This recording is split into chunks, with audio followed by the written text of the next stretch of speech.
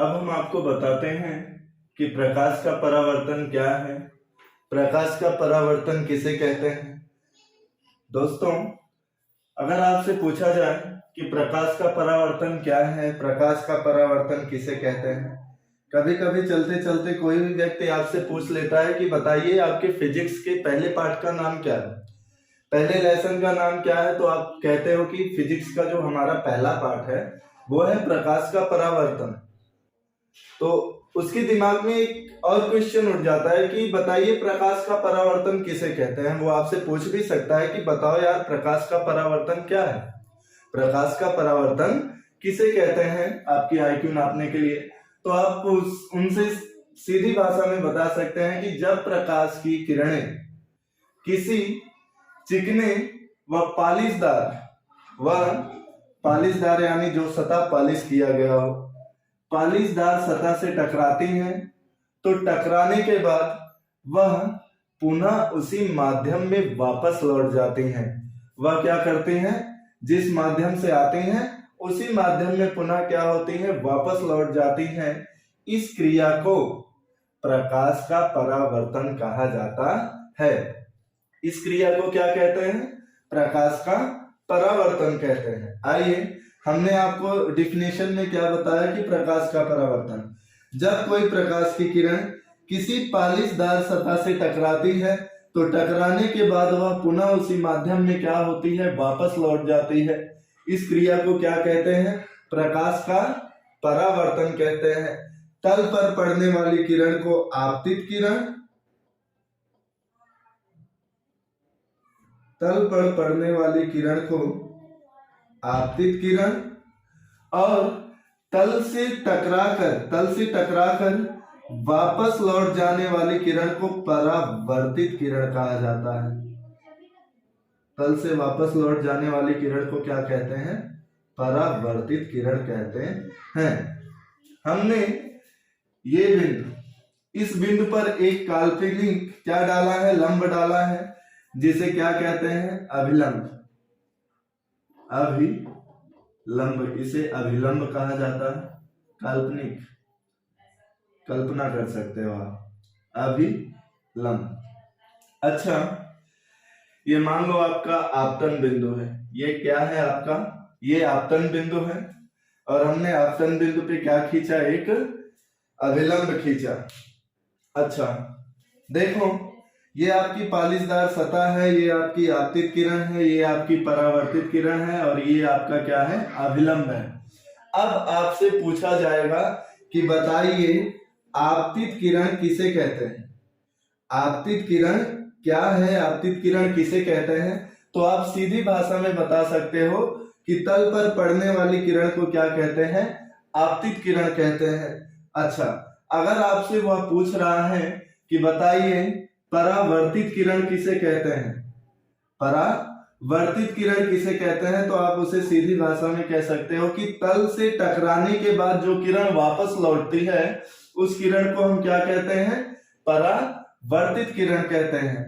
अच्छा, अगर आपसे पूछ लिया जाए कि अभिलंब किसे कहते हैं, तो आप उसे सीधी भाषा में बता सकते हो कि अभिलंब आपतन बिंदु पे डाला गया काल्पनिक लंब या आपतन बिंदु पर खींचा गया लंब अभिलंब कहलाता है। ठीक। अच्छा, अगर आपसे पूछा जाए कि प्रकाश के परावर्तन के कितने प्रकार होते हैं, तो प्रकाश का परावर्तन दो प्रकार का होता है, एक नियमित परावर्तन होता है और एक अनियमित परावर्तन होता है। अनियमित परावर्तन को हम विसरित परावर्तन भी कहते हैं। अनियमित परावर्तन को क्या कहा जाता है, विसरित परावर्तन कहा जाता है। अच्छा, अब ये आपका जो नियमित परावर्तन है, नियमित परावर्तन किसे कहते हैं, नियमित परावर्तन जो क्या होती है, एकदम चिकने सतह से, जो चिकने सतह से जब प्रकाश का परावर्तन हो तो वह परावर्तन नियमित परावर्तन कहा जाता है। अनियमित या विसरित परावर्तन किसे कहते हैं, जब प्रकाश का परावर्तन क्या हो, किसी खुरदुरे तल से हो, तो वह परावर्तन क्या कहलाता है, अनियमित या विसरित परावर्तन कहा जाता है। जान गए नियमित परावर्तन और अनियमित परावर्तन क्या है। अब बात आती है, फिर चलते हैं हम अपने पीछे प्रकाश के परावर्तन पे।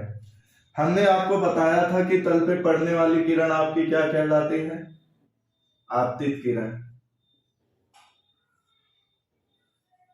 तल पर पड़ने वाली किरण आपतित किरण, और टकराने के बाद वापस जो लौटती है वह किरण क्या कहलाती है? वह किरण आपकी परावर्तित, वह किरण आपकी परावर्तित किरण कहलाती है। अच्छा, ये मान लो आपका क्या है, एक बिंदु है जिस बिंदु का नाम आपतन बिंदु है। आपतन बिंदु पे आई एक क्या खींची गई है? काल्पनिक रेखा खींची गई है, एक लंब डाला गया है। आपतन बिंदु पे एक लंब डाला गया है जिसे हम कहते हैं अभिलंब। इसे क्या कहा जाता है? इसे अभिलंब कहा जाता है। ठीक, ये आपका क्या है? ये आपका अभिलंब है। अच्छा, आपसे पूछा जाए आपतित किरण किसे कहते हैं, परावर्तित किरण किसे कहते हैं, तो आप बता ही सकते हो। मैंने आपको अभी अभी बताया कि आपतित किरण, तल पर पड़ने वाली किरण क्या कहलाती है? आपकी आपतित किरण। परावर्तित किरण, तल से टकराकर वापस लौट जाने वाली किरण को हम परावर्तित किरण कहते हैं। बात आती है अभिलंब पे। अभिलंब किसे कहा जाता है? अभिलंब आपतन बिंदु पे डाला गया लंब। आपतन बिंदु पे डाला गया लंब क्या कहलाता है? अभिलंब कहलाता है। अब देखो, आपतित किरण और अभिलंब के बीच एक कोण बन रहा है, परावर्तित किरण और अभिलंब के बीच भी क्या बन रहा है? एक कोण बन रहा है। इस कोण को हम आई मान लेते हैं और इस कोण को हम आर मान लेते हैं। अच्छा, कोण आई को क्या कहा जाता है? इस कोण का नाम है आपतन कोण। इस कोण का नाम आपका आपतन कोण है और इस कोण का नाम आपका क्या है? परावर्तन कोण।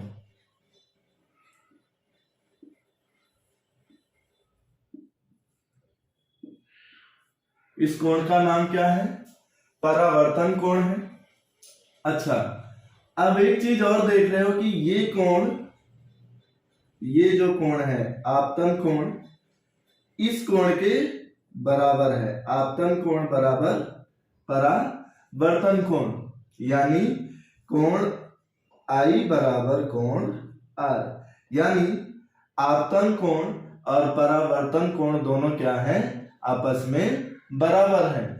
इनके बीच अगर कोई पूछे आपसे कि इनके बीच कितने डिग्री का कोण बन रहा है, तो इनके बीच 45 डिग्री का कोण बन रहा है।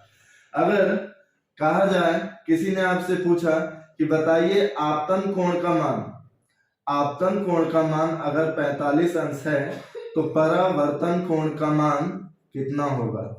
तो परावर्तन कोण का मान कितना होगा? तो जाहिर सी बात है कि आपतन कोण बराबर परावर्तन कोण। देखो, जितना ये है उतना ये भी है, यानी अगर एक रोटी ये खाएगा तो ये भी एक रोटी ही खाएगा। यानी अगर कोण आई के पास एक रोटी है तो कोण आर के पास भी कितना होगा? एक रोटी।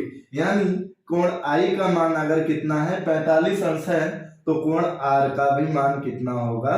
45 अंश ही होगा।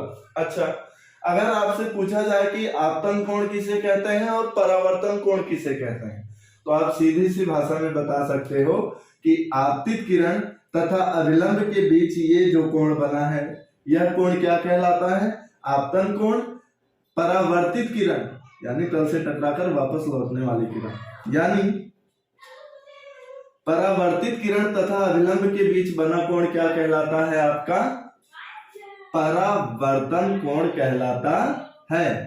इसे कोण आर से इसे कोण आई से प्रदर्शित किया जाता है और इसे कोण आर से प्रदर्शित किया जाता है, यानी कोण आई बराबर कोण आर। अब बात आती है, अब अगर आपसे पूछा जाए कि बताइए कि प्रकाश का परावर्तन किसे कहते हैं? आपतन कोण, आपतित किरण, परावर्तित किरण, परावर्तन कोण, तो आप बता सकते हो? हाँ, आराम से बता सकते हो, क्योंकि मैंने आपको सारा कुछ बता दिया है। अब मोस्ट इंपॉर्टेंट क्वेश्चन आपसे इसमें पूछा जाता है कि प्रकाश के परावर्तन के कितने नियम होते हैं? यानी जो प्रकाश का परावर्तन है इसके भी नियम है। तो आपसे पूछा जा सकता है कि ये एग्जाम में ज्यादातर सबसे ज्यादा क्वेश्चन पूछा जाने वाला यही है कि प्रकाश के परावर्तन के कितने नियम होते हैं, लिखिए। या अगर कोण I का मान 60 अंश है तो कोण R का मान कितना होगा, तो मैंने बताया है कि ये कोण दोनों बराबर होते हैं। यानी अगर कोण I का मान 60 अंश होगा तो जाहिर सी बात है कोण R का भी मान कितना होगा, 60 अंश होगा। अच्छा, अब आपसे पूछा जाए कि प्रकाश के परावर्तन के कितने नियम होते हैं।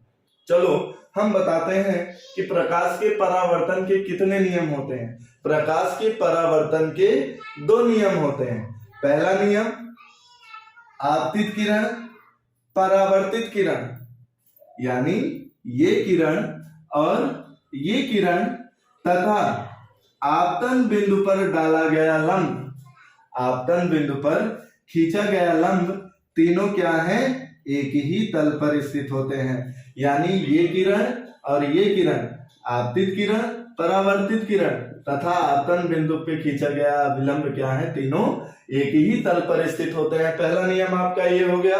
और दूसरा नियम क्या है आपका, आपतन कोण तथा परावर्तन कोण दोनों सदैव आपस में बराबर रहते हैं। यानी अगर आपतन कोण का मान 30 अंश होगा तो परावर्तन कोण का मान भी जाहिर सी बात है कितने अंश होगा, 30 अंश होगा। क्लियर? ये चीज हमने आपको पहले ही बता दिया था कि आपतन कोण और परावर्तन कोण दोनों आपस में बराबर होते हैं। तो इसका जो नियम है ये काफी सरल है, बस समझने की बात है। चलो हम फिर से आपको बता देते हैं कि आपतित किरण और परावर्तित किरण, ये आपकी आपतित किरण है, ये आपकी परावर्तित किरण है, ये आपका अभिलंब है। ये तीनों क्या है कि कौन से तल, एक ही तल है ना, यहाँ पे 10-20 तल तो है नहीं, एक ही तल पर क्या है, स्थित है। यानी आपतित किरण, परावर्तित किरण तथा आपतन बिंदु पर खींचा गया अभिलंब तीनों एक ही तल पर स्थित होते हैं। दूसरा क्या है, आपतन कोण तथा परावर्तन कोण दोनों आपस में सदैव बराबर होते हैं। अगर पूछा जाए आपसे कि आपतन कोण का मान, अगर आपतन कोण का प्रतीक I है, कोण I, यदि आपतन कोण का मान 40 अंश है तो परावर्तन कोण का मान कितना होगा, तो जाहिर सी बात है परावर्तन कोण का मान भी 40 अंश होगा। जितना ही इसका होगा उतना ही इसका होगा। अगर आपसे कोई उल्टा पूछ ले कि बताओ अगर परावर्तन कोण का मान 60 अंश है तो आपतन कोण का मान कितना होगा, तो अगर परावर्तन कोण का मान 60 अंश है तो आपतन कोण का मान भी 60 अंश ही होगा। क्लियर?